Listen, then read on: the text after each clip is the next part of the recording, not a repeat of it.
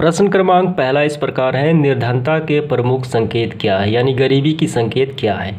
तो इसका मुख्य जो संकेत है आय और व्यय। अन्य भी बहुत सारे हैं, इनके अलावा अन्य संकेत भूमि, निवास, शिक्षा और स्वास्थ्य सेवाएं। दूसरा प्रश्न है, समाज के किस वर्ग के व्यक्ति पर निर्धनता का आघात सबसे अधिक होता है। तो ये होता है दलित एवं पिछड़ा वर्ग, यानी एसी और एसटी। इसके बाद तीसरा जो प्रश्न है, निर्धन किसे कहते हैं, परिभाषा करनी है हमें। किसी व्यक्ति के आय तथा व्यय का स्तर निर्धारित जीवन रेखा के नीचे है तो उसे निर्धन कहा जाता है, यानी गरीब कहा जाता है। इसके बाद 4 नंबर प्रश्न देखते हैं, गरीबी रेखा क्या है।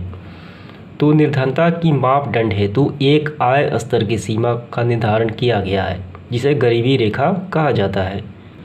5वां प्रश्न देखते हैं, बिहार के शहरी एवं ग्रामीण क्षेत्रों में निर्धन व्यक्तियों का अनुपात क्या है। तो ये है 33.74%। 6 नंबर प्रश्न है, हमारे राज्य के ग्रामीण क्षेत्रों में कौन सा वर्ग सर्वाधिक निर्धन है। तो यह है दलित और पिछड़ा वर्ग। इसके बाद 7वां प्रश्न है, सीमांत किसान किसे कहते हैं। वैसे किसान जिनके पास 1 हेक्टेयर यानी 2.5 एकड़ से कम जमीन उपलब्ध हो उसे सीमांत किसान कहा जाता है। 8वां प्रश्न है, बिहार की गरीबी का प्रमुख कारण क्या है। तो यहाँ पे निम्नलिखित कारण है। पहला है कम साक्षरता दर, दूसरा है प्राकृतिक आपदाएं, यानी बिहार में प्रत्येक वर्ष सूखा, बाढ़, अन्य बहुत सारी आपदाएं आती रहती हैं। इसके बाद तीसरा है अधिक जनसंख्या। चौथा देखिए, उद्योगों की कमी और कम मजदूरी दर।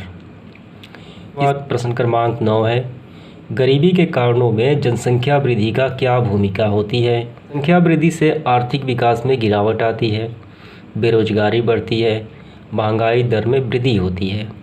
10 नंबर प्रश्न है, गरीबी के उन्मूलन के लिए यानी गरीबी को दूर करने के लिए सरकार द्वारा चलाए जा रहे किन्हीं 3 कार्यक्रमों का नाम लिखना है। तो ये रहा, स्वर्ण जयंती ग्राम स्वरोजगार योजना, जवाहर रोजगार योजना, रोजगार आश्वासन योजना। इसके बाद 11 नंबर प्रश्न है, इंदिरा आवास योजना के अंतर्गत निर्धनों को कितनी राशि सहायता अनुदान में रूप में दी जाती है।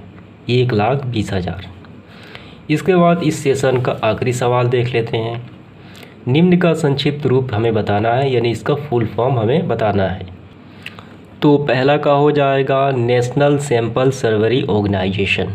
इसके बाद दूसरा जो हो जाएगा इंटीग्रेट रूरल डेवलपमेंट प्रोग्राम, ठीक है। इसके बाद तीसरा देख लेते हैं, तीसरा है संपूर्ण ग्रामीण रोजगार योजना। इसके बाद 4 नंबर अंत्योदय अन्न योजना।